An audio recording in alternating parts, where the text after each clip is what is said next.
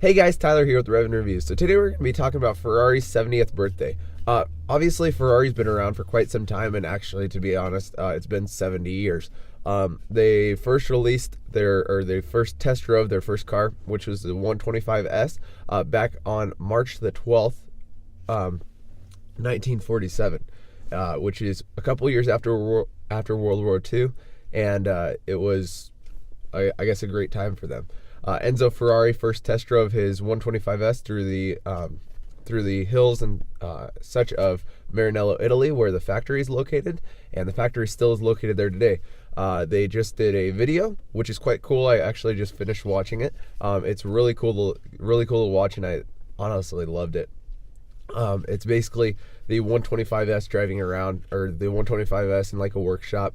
And then he just starts driving it around, and then all of a sudden it turns into a LaFerrari Aperta, which is pretty cool. They produced this LaFerrari Aperta. There's a one-off one, basically, for the Aperta, and it is the 70th anniversary Aperta, LaFerrari Aperta. It says 70 years on the side, and it has 1947 to 2017, which is quite cool. But something that was very, very, very interesting that I found was the statistics when it comes to it. So keep in mind, 1947, that was quite some time, that was 70 years ago, and the 125S was a really good car back then.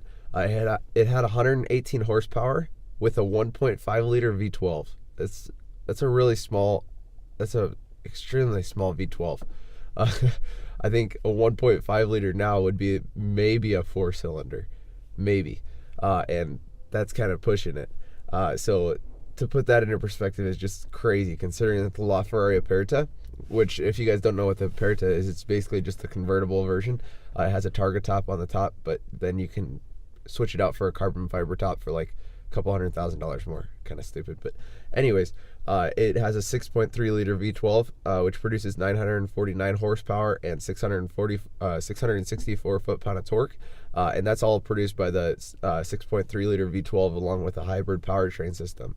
The Aperta hasn't really changed statistic-wise when it comes to performance and things like that, so it's just a cooler looking car, I guess you will, than the regular coupe.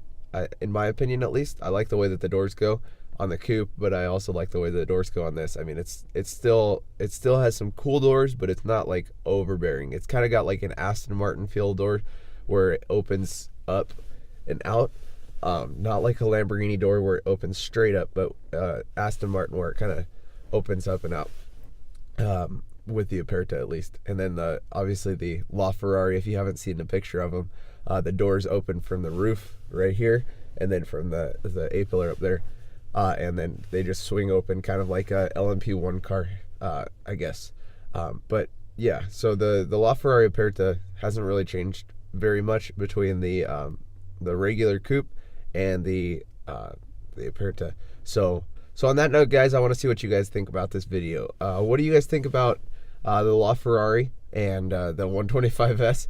Obviously the 125S is pretty expensive now, even though it doesn't have great performance. It's a collector's car nonetheless, considering that it was the first Ferrari ever produced. But I want to know what you guys think. So what do you guys think about Ferrari's 70th birthday?